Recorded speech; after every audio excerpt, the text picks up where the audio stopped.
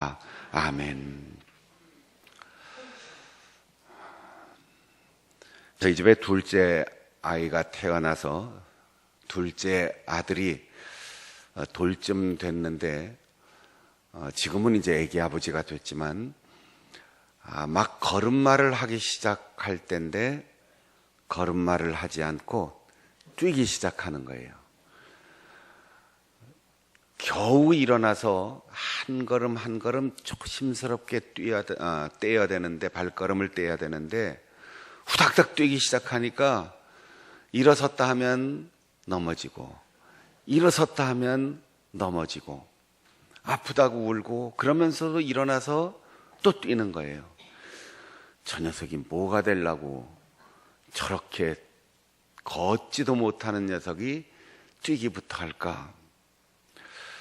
그렇게 자라서 뜀박질을 잘하더니 초등학교 들어가서 육상선수로 뛰고 또 어느 날인가 학교에서 사고를 쳤다고 연락이 왔어요. 초등학교 3학년 정도 됐는데 학교를 가봤더니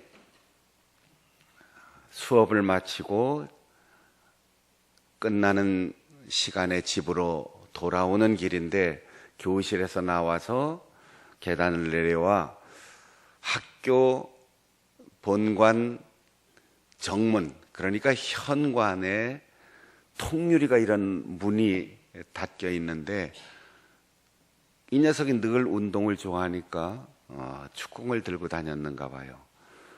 축구공을 뻥 찼는데 그 통유리가 와장창 하고 깨져서 대형 사고가 난 거지요. 그래서 학교에서 사고 쳤다고 하니까 쫓아가서 봤더니 그 정문 통유리가 아주 박살이 나서 다 깨졌는데 도대체 이놈이 무엇 때문에 이런 사고를 쳤는지 학교에서도 선생님들이 걱정을 하고 교회 목사인 저도 참 학교 가서 얼굴을 들 수가 없어서 낯이 뜨거워서 이 녀석이 왜 이런 사고를 쳤을까 물어봤어요. 한웅아, 너 왜 갑자기 유리창을 깨고 그래? 몰라요 아빠. 공을 들고 내려오는데 갑자기 다리에 힘이 확 솟는데 주체할 수 없어서 공을 찼다는 거예요. 어른이 공을 차도 그 통유리가 깨지는 건 거의 불가능합니다. 그런데 초등학생이 공을 차서 통유리가 깨졌다.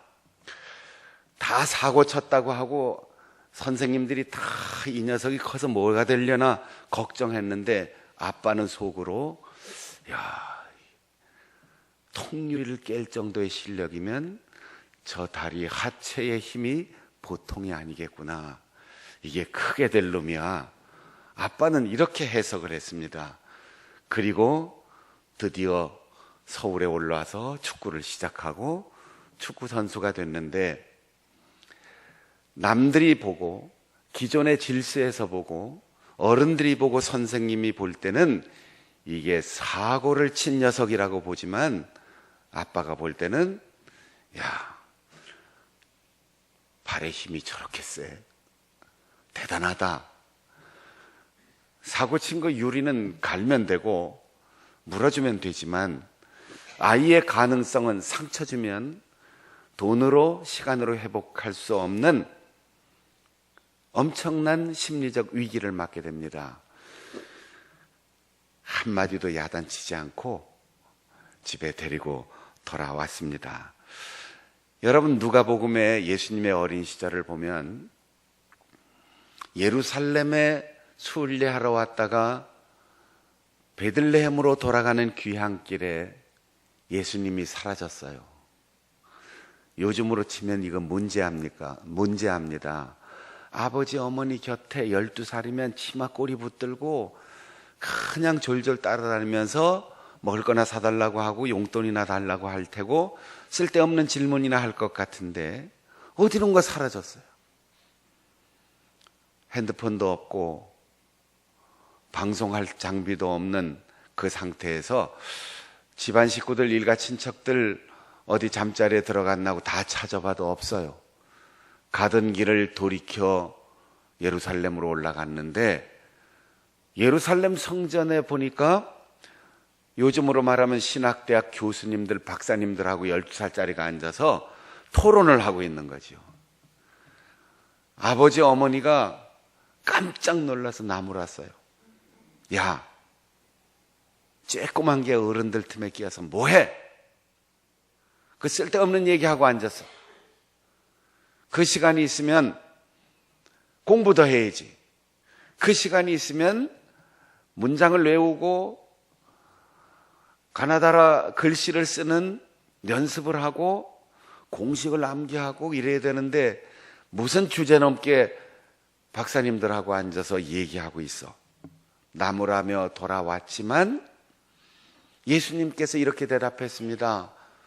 12살이든 24살이든 30이든 40이든 노인이든 어머니, 내가 아버지의 집에 있는데 무슨 문제입니까? 어머니가 그 말을 마음속에 두고 돌아왔다고 했어요. 여러분, 혹시 아이들이 주일날 교회 빠지는데 주일학교 가서 성경 공부한다고 해놓고 옆으로 빠져나가는데 무심히 보지도 않으면서 오늘 학원 갔다 왔어? 오늘 학원에 가서 연습하고 왔어? 학교 성적표는 어떻게 됐어? 이것만 목숨 걸고 물어보고 있지는 않습니까? 어른과 아이는 달라야지 돼요. 아이는 훈계와 교훈의 대상이 아니고 칭찬과 격려와 희망을 건 위로가 필요한 대상입니다. 시내 운전하면서 다니다니까 큰 현수막에 아주 짧은 글귀가 붙어 있는데 눈이 녹으면 뭐가 되지? 물었더니 모두 물이 되지요 라고 대답했습니다. 그런데 한 아이가 눈이 녹으면 봄이 되지요 라고 대답했습니다. 우리가 성경을 읽고 암송하고 우리가 선생님들이 내준 과제를 충실히 이해하는 것도 중요하지만 아버지 어머니는 선생님은 내가 가지고 있는 기존의 틀로 사람을 보고 앞으로 10년, 20년, 30년 한 세대가 지나면 우리의 상황과 가치관이 어떻게 바뀔지 모르는데 부모의 세계관과 가치관을 주입시켜 주려고 하지는 않습니까? 욥기를 읽으면 고통이라고 하는 큰 주제를 놓고 기나긴 논쟁이 벌어지는데 사람들은 대부분 고난의 의미가 무엇이냐? 하나님은 과연 옳으시냐? 이런 질문을 학문적으로 늘 본문을 읽으면서 거기에다가 묻습니다. 그리고 답을 끄집어내려고 해요. 욥이 엄청난 고통을 받고 재앙을 당하고 아내에게 핀잔을 받고 몸은 질병으로 인하여 거의 지옥의 문턱에 있는데 가장 친한 친구 세 사람 엘리바스, 빌닷, 소발이라고 하는 친구가 차례로 찾아와서 그를 비난합니다. 참 의로운 줄 알았는데 올바르게 사는 줄 알았는데 그렇게 경건하게 사는 줄 알았는데 이 결과를 보니까 죄 없이 망하는 자가 세상에 어디 있느냐?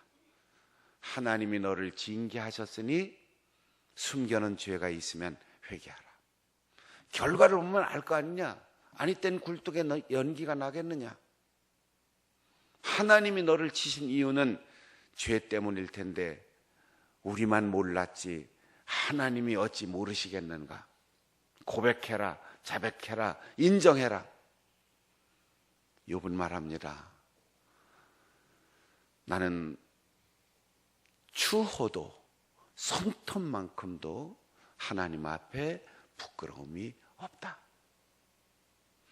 그런데 하나님이 나를 원수처럼 대하시는 이 재앙과 이 질병과 고통의 이유를 나는 알 수 없다. 그러나 나는 부끄럽지 않게 살았다. 평행선 계속됩니다. 세 친구와 욥의 이 논쟁이 끊임없이 계속되는데,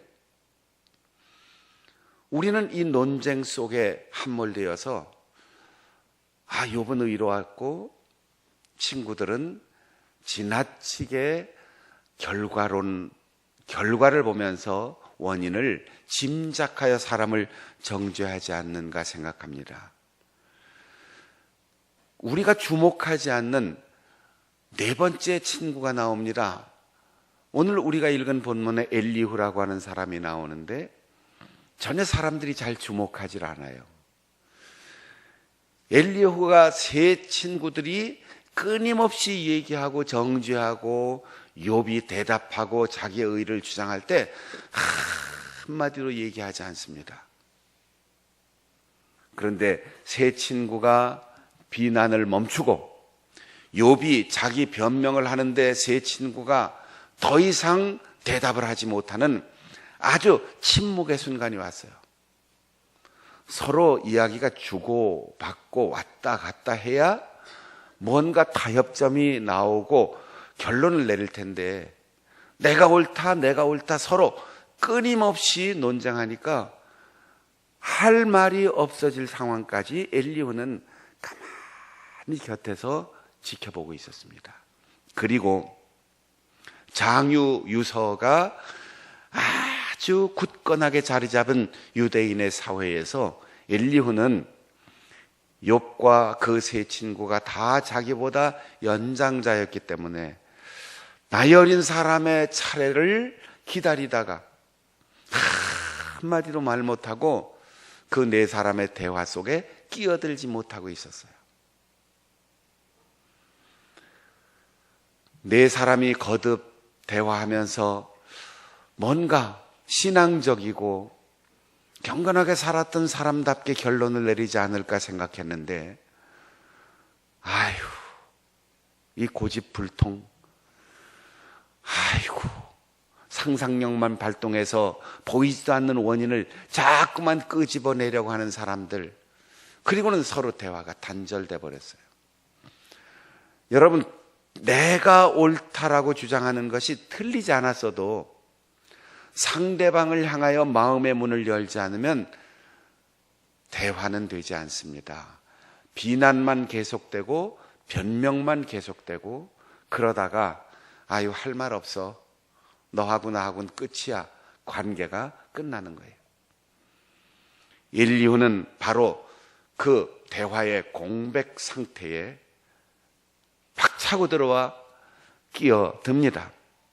형님들, 선배님들, 그렇게 끝없이 얘기하면서 자기 주장만 하는데, 내가 참고 기다리고 내 차례를 주려나 하고 눈치를 보고 있는데 당신들끼리 다 얘기해 놓고 나한테는 말할 기회도 안 주고 입 다물고 이제 우리 관계 끝이다 하는데 내가 가슴 속에서 불이 나서 견딜 수가 없습니다. 나 얘기 좀 합시다. 그러더니, 왜 당신들은 다른 사람의 죄를 찾고 나는 옳다고 주장하는 일에만 그렇게 매달립니까? 당신들 대화 속에 하나님이 어디에 계십니까? 나는 옳고 너는 틀렸다고 하는 그곳에 과연 하나님이 계십니까? 여러분의 생각 속에, 선배님들의 대화 속에 과연 하나님이 계십니까? 이걸 질문하는 거예요. 오늘 헌신 예배를 드리는 8구 남전도의 회원 여러분, 우리 교회 가장 어른이에요. 나이도 많고 삶의 경험도 있고 수많은 직업, 직장, 기업, 거기에서 월급 생활한 사람도 있고 경영자가 되었던 사람도 있고 공무원도 있고 선생님도 있고 남들이 우러러보는 많은 지식을 가진 사람도 있어요. 저도 이제는 젊은 목사라는 소리를 들어본 지가 아주 기억에 오래 될 만큼 머리가 휘어졌는데, 목사님들도 장로님들도 교회의 지도자들도 나이가 많고 신앙생활을 오래 하고 교회의 중요한 직분을 다 맡아 다양한 경험을 해본 사람들이 모이면 하나님이 순식간에 사라져요. 야, 나도 예수 처음 믿을 땐 그랬어. 나도 청년 시절에는 너처럼 그렇게 불탔어. 나도 청년 시절에는 바른 소리도 했어. 나도 청년 시절에는 불의를 참지 못하고 진리대로 살자고 목숨 걸고 외치기도 했어. 그런데 다 소용없어. 좋은 게 좋다고 그냥 가자. 어느 순간 성경 말씀, 신앙, 기도, 교회, 목사님의 설교, 예배, 이 가장 중요하면서도 가장 중심에 있고 가장 기초가 되는 것들이 연장자들의 생각 속에 사라진다는 거예요. 야, 나도 살 만큼 살았어. 볼 만큼 보았어. 내가 다 안다고. 아직 너 뭐 몰라서 그렇지. 나이가 들면 이런 생각에 사로잡힌다는 거예요. 그러다가 젊은이들에게 장로님은, 목사님은, 할아버지는 예수 믿으세요? 하나님이 계십니까? 이런 질문이 나올 수 있다는 거예요. 목사님에게 하나님이 계세요? 장로님, 예수님 믿으세요? 이 질문을 받을 수 있어요. 4절에 보면 하나님의 영이 내 속에서 말하라고 해서 내가 부푸는 가죽 부대처럼 터질 정도로 내 속에서 하고 싶은 말이 올라오는데, 이거는 선배님들처럼 경험에서 나오는 내 자의 판단이나 내 많은 지식이나 그리고 내 주장에서 나오는 게 아니고, 내가 비록 나이가 어리고 선배님들보다 경험이 부족하지만 나는 하나님을 바라보며 살아왔고 지금도 하나님을 의지하고 있고 지금도 내가 하는 말은 성령의 감동함을 견딜 수 없어서 나는 성령으로 말하렵니다. 사랑하는 여러분, 우리 교회는 어린아이들로부터 우리 팔구남전도회, 여전도에 이르기까지 모두가 자신의 삶의 경험이나 내가 가지고 있는 지식이나 내가 나이 들었다고 하는 권위가 아닌 하나님의 말씀으로 충만하고 성령이 우리의 마음을 움직여서 성령이 하시는 사역에 쓰임받을 수 있는 우리 성도들이 되시기를 바랍니다. 오늘 우리 팔구남전도회가 찬양하는데 힘이 넘쳐요. 청년들의 찬양 같아요. 그렇게 목소리만 멋질 뿐 아니라 생각도 젊은이 못지않게 신선한 생각, 그리고 요즘 것들은 이해할 수가 없어, 이런 고리타분한 생각이 아니라 그래, 그 생각이 참 멋지다. 우리 나이에는 감히 생각할 수 없는데 너희 젊은이들이 그렇게 생각한다면 한번 도전해봐. 그렇게 격려해 줄 수 있는 성령 충만한 마음을 가질 수 있기를 바랍니다. 오늘 읽은 본문 6절 한번 읽어보겠습니다. 6절 다 같이 시작.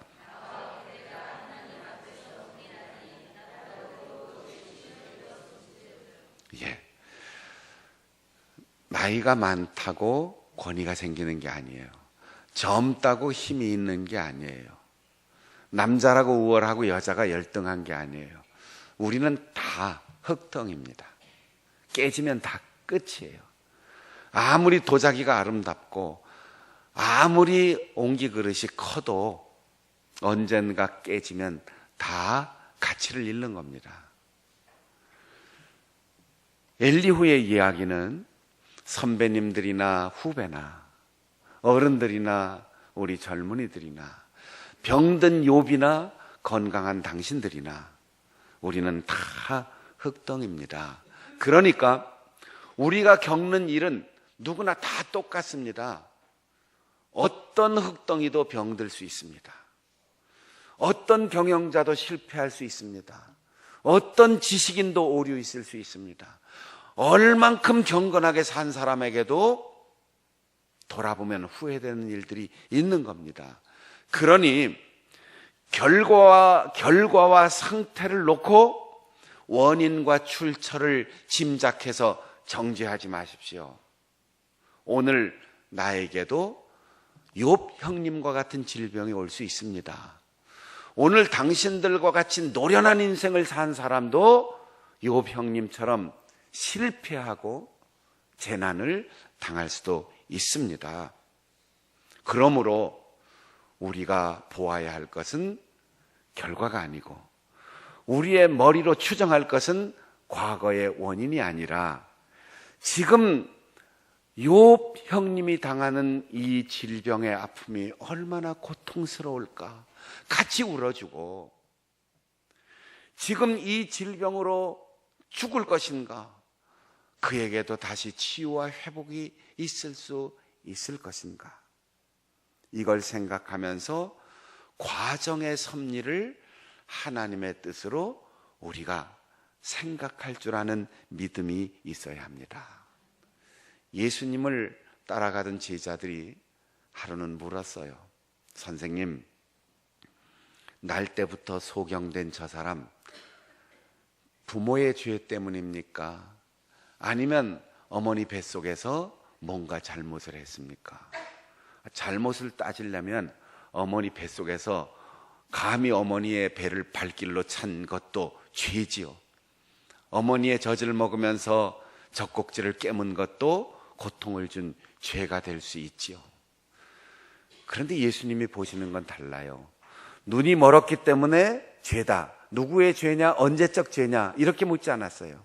지금 날 때부터 여태까지 아무것도 사물을 보지 못한 이 맹인, 하나님께서 오늘 그를 통하여 영광을 받으시려고 준비하신 것이다.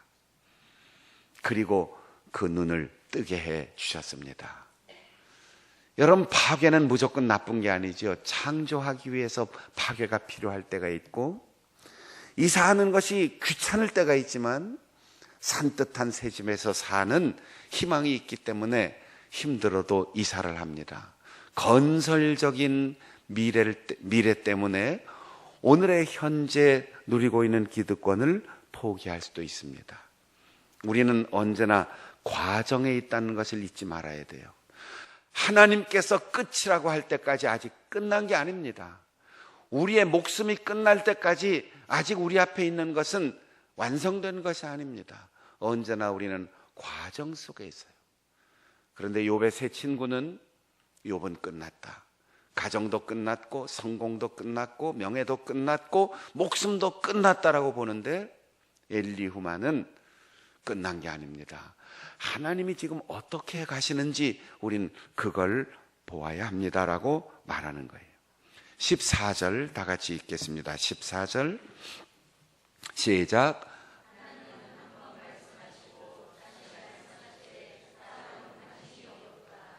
네, 하나님이 세 친구에게는 대화 속에 없어요. 욥도 하나님이 없어요. 난 부끄러움 없다.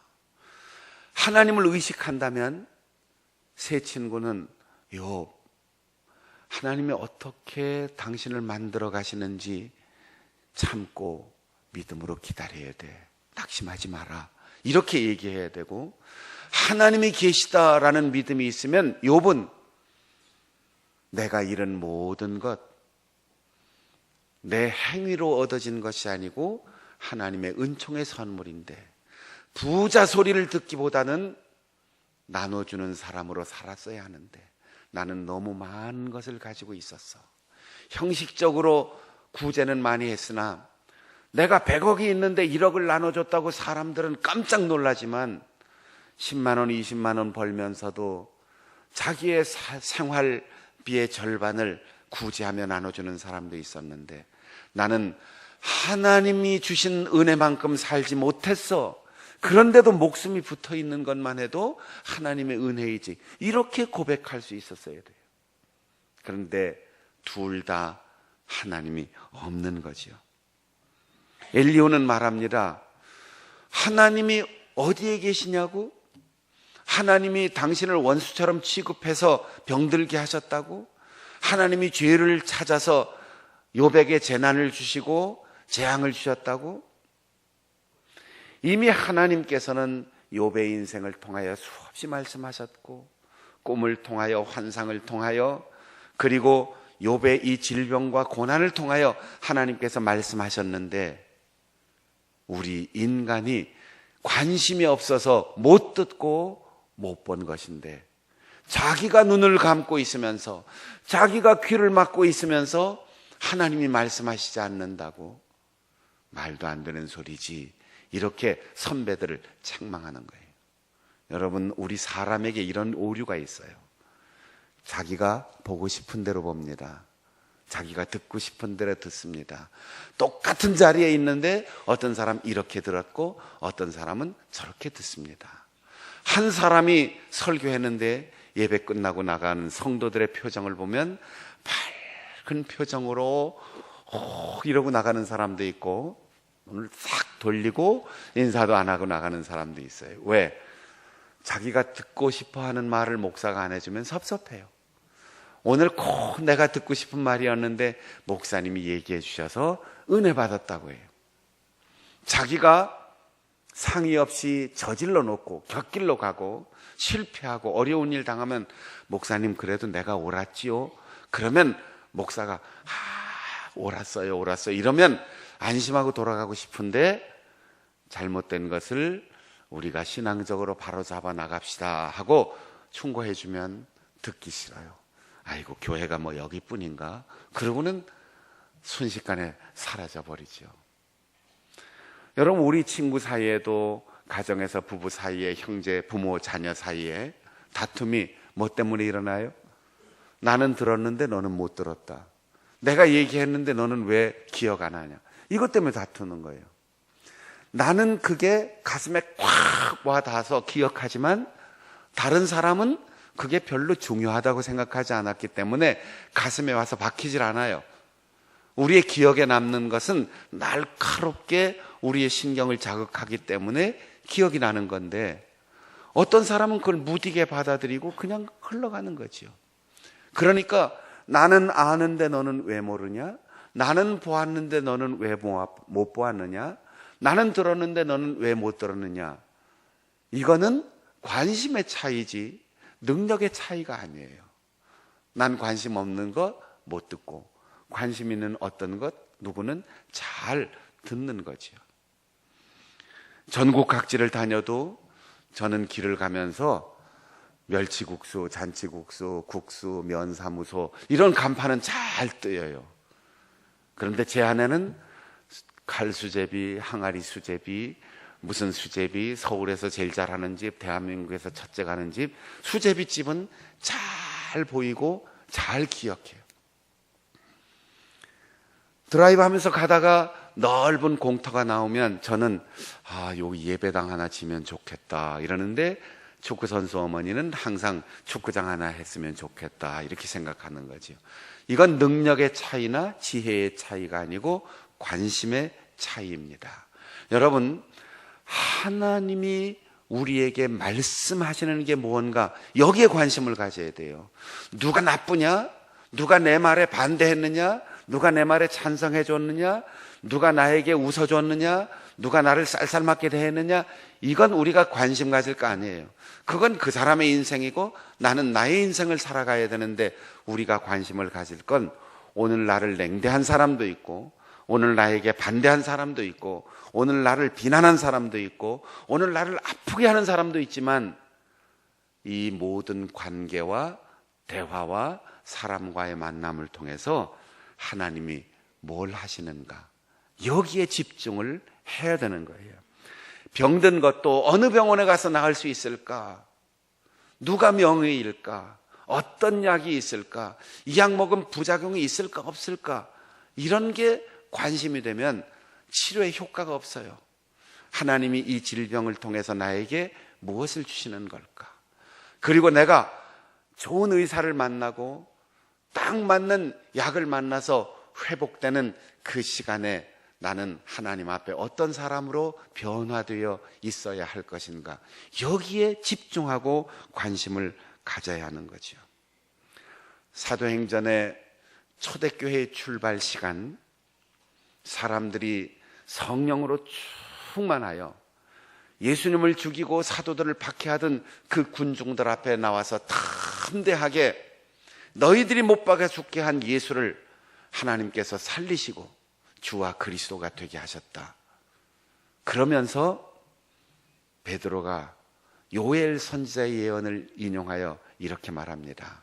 선지자가 일찍 예언하지 않았느냐? 우린 지금 술 취한 것이 아니고 성령으로 충만해진 거다. 요엘 선지자가 말하기를 말세에 내가 내 영으로 모든 육체에게 부어주리니 너희 자녀들은 예언할 것이요 너희 젊은이들은 환상을 보고 너희 늙은이들은 꿈을 꾸리라 하지 않았느냐. 예언이란 말은 하나님이 맡겨주신 말씀이란 뜻이에요. 우리의 자녀들은 하나님의 말씀을 읽고 듣고 암송하고 입만 벌리면 하나님의 말씀이 나올 수 있도록 우리가 가르쳐야 하고, 젊은이들은 환상을 본다고 했어요. 요즘 젊은이들이 너무 영악해서 현실만 봐요. 옛날에는 민주국가를 위하여, 통일을 위하여 목숨 걸고 운동권에 들어가고 노동자가 되어서 일하는 사람도 있었어요. 좋다 나쁘다 가치를 떠나서 그렇게 지금 현실과 타협하지 않고 미래를 보면서 나 자신과 이 사회와 민족의 바람직한 미래를 열기 위하여 환상을 보던 젊은이들이 많았어요.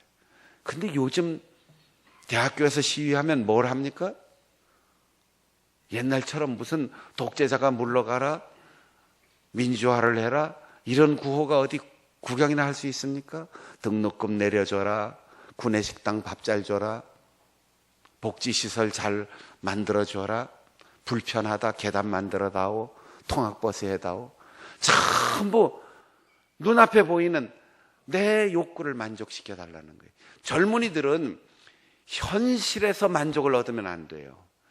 현실에서 불편함을 느껴야 되고, 그 불편함을 넘어서서 하나님이 주시는 미래를 만들어가는 주역이 돼야 하는데, 이게 성령으로 가능하다는 거예요. 우리의 청년들이 오늘에 안주하지 않고 오늘의 만족을 추구하지 않고 우리의 미래를 꿈꾸며 환상으로 보며 나가야 된다는 거예요.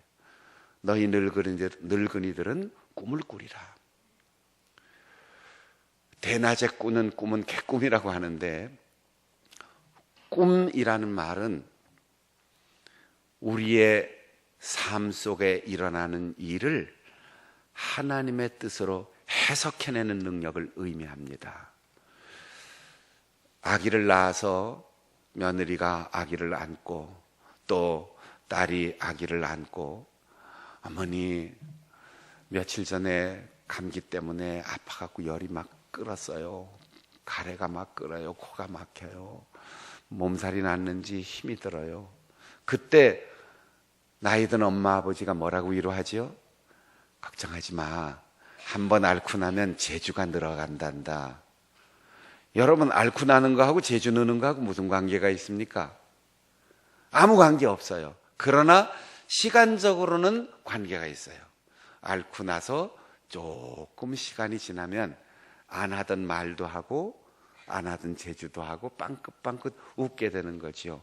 그러니까 아프니까 큰일 났다 당황하지 말고, 그렇게 면역 기능을 키우고 그렇게 세상에서 생명을 유지해 나가면 매일매일 아빠 엄마를 기쁘게 해주는 재능이 늘어간다. 이렇게 해석하면 우리의 자녀들이 또 자녀들을 기르면서 작은 질병이나 아픔이나 사고 때문에 낙심하지 않게 되는 거죠. 이런 해석 능력이 노인의 역할이라는 겁니다. 우리 교회의 어린아이들이 하나님의 말씀을 가슴에 새기고 잘 자라나서 우리 아이들이 입만 벌리면 하나님의 말씀, 성경에 근거한 이야기를 하고, 우리의 젊은이들이 현실이 아무리 암담해도 미래의 환상을 보고, 우리 팔구남전도 회원들이 아무리 자녀들이 힘들어하고 아무리 세상이 곤두박질 치는 것 같은 위기감을, 불안감을 조성하는 사회라도 걱정하지 마라. 우리는 이 고난과 역경의 역사 속에서 이런 아름다운 나라를 만들어 너희들에게 물려줬다. 너희들도 다음 세대들에게 더 자랑스러운 교회, 더 자랑스러운 가정, 더 자랑스러운 하나님 나라를 물려줄 수 있을 것이다. 그렇게 해석하고 위로하며 격려하는 하나님 나라의 귀한 어른들로 살아갈 수 있기를 축복합니다.